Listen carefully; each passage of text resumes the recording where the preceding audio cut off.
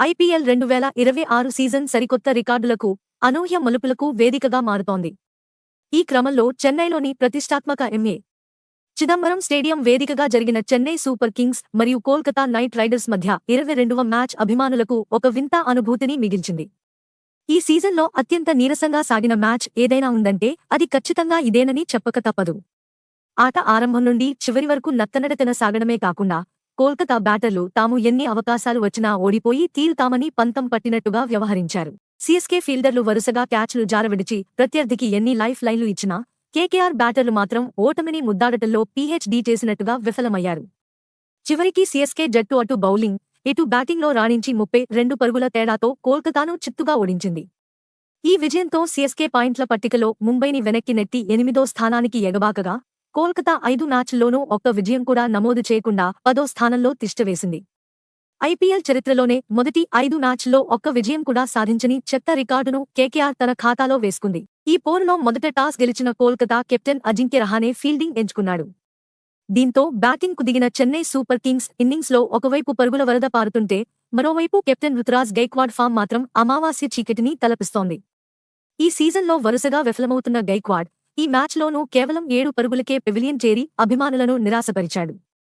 అయితే Gaikwad నిరాశపరిచిన one down batter ఆయుష్ మాత్రే క్రీజులోకి రాగానే match స్వరూపమే మారిపోయింది. ఈ కుర్రాడు కేవలం 17 బంతుల్లోనే 38 పరుగులు చేసి 200కు పైగా స్ట్రైక్ రేట్తో విరుచుకుపడ్డాడు. అతనికి తోడుగా సంజు శాంసన్ కేకేఆర్ బౌలర్లను ఆటాడుకుంటూ పవర్ ప్లేలో పరుగుల వర్షం కురిపించారు. ఫలితంగా పవర్ ప్లే ముగిసేసరికి చెన్నై 2 వికెట్లు కోల్పోయి 72 పరుగులు చేసింది. అంటే ఓవర్కు సగటున 12 పరుగులు రాబట్టి తమ దూకుడును చాటుకుంది. అయితే పవర్ ప్లే తర్వాత ఆట ఒక్కసారిగా స్లో అయిపోయింది. మధ్య ఓవర్లలో కేకేఆర్ బౌలర్లు కట్టుదిట్టంగా బౌలింగ్ చేయడంతో పరుగులు తీయడం గగనమైపోయింది. సంజు శాంసన్ పట్టువదలని విక్రమార్కుడిలా 150 స్ట్రైక్ రేట్తో పోరాడినా, దురదృష్టవశాత్తు హాఫ్ సెంచరీకి 2 పరుగుల దూరంలో అంటే 48 పరుగుల వద్ద కార్తీక్ త్యాగి బౌలింగ్లో క్లీన్ బౌల్డ్ అయ్యాడు. శాంసన్ అవుట్ అయిన తర్వాత డెవాల్డ్ బ్రెవిస్ గేర్ మార్చి 29 బంతుల్లో 41 పరుగులు చేశాడు. అతనికి సర్ఫరాజ్ ఖాన్ 23 పరుగులతో సహకారం అందించాడు.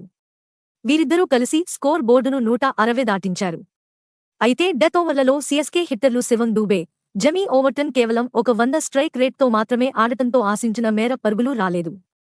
చివరి 5 ఓవర్లలో కేవలం 30 పరుగులు మాత్రమే చేసిన చెన్నై నిర్ణీత 20 ఓవర్లలో 5 వికెట్ల నష్టానికి 192 పరుగులు చేసింది.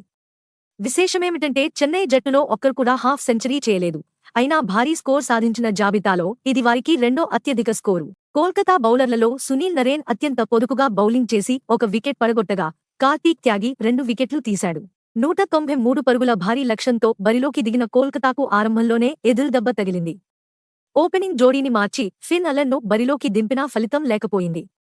అన్షుల్ కంబోజ్ వేసిన అద్భుతమైన అవుట్ స్వింగర్కు అలెన్ 1 పరుగుకే పెవిలియన్ చేరాడు. కోల్కతా ఇన్నింగ్స్ గమనిస్తే వారి బ్యాటింగ్ విభాగం ఎంత బలహీనంగా ఉందో అర్థమవుతుంది. పవర్ ప్లేలో సునీల్ నరేన్ 24 పరుగులు చేసి కాస్త ఆశలు రేపినా, ఖలీల్ అహ్మద్ బౌలింగ్లో అవుట్ అయ్యాడు. పవర్ ప్లే ముగిసేసరికి కేకేఆర్ కేవలం 36 పరుగులు మాత్రమే చేసింది. ఇది 2024 తర్వాత వారికి అత్యల్ప స్కోరు. మధ్య ఓవర్లలో చెన్నై ఫీల్డింగ్ విభాగం ఎంత చెత్తగా ఉందో స్పష్టమైంది. ఈ సీజన్లో అత్యధికంగా 8 క్యాచ్లు జారవిడిచిన చెన్నై ఈ మ్యాచ్లోనూ రఘువంశీ మరియు రహానే ఇచ్చిన సునాయాసమైన క్యాచ్లను నేలపాలు చేసింది.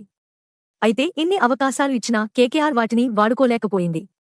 అఖిల్ హుస్సేన్ మరియు నూర్ అహ్మద్ తమ స్పిన్ మాయాజాలంతో కేకేఆర్ వెన్ను విరిచారు. ముఖ్యంగా నూర్ అహ్మద్ 4 ఓవర్లలో కేవలం 21 పరుగులు ఇచ్చి 3 కీలక వికెట్లు తీసి మిడిల్ ఆర్డర్ను కకావికలం చేశాడు. రహానే 28 పరుగులు, రఘువంశీ 27 పరుగులు మినహా మిగతా బ్యాటర్లు సింగిల్ డిజిట్కే పరిమితమయ్యారు. అంతా అయిపోయింది అనుకున్న తరుణంలో రోమన్ పావెల్ 31 పరుగులు మరియు రమణదీప్ సింగ్ 35 పరుగులు, 40 బంతుల్లో 63 పరుగుల భాగస్వామ్యంతో పోరాడి మ్యాచ్ను కాస్త గౌరవప్రదమైన స్థితికి తీసుకొచ్చారు. కానీ చెన్నై బౌలర్ల కట్టుదిట్టమైన బౌలింగ్ ముందు వారి ప్రయత్నం ఫలించలేదు.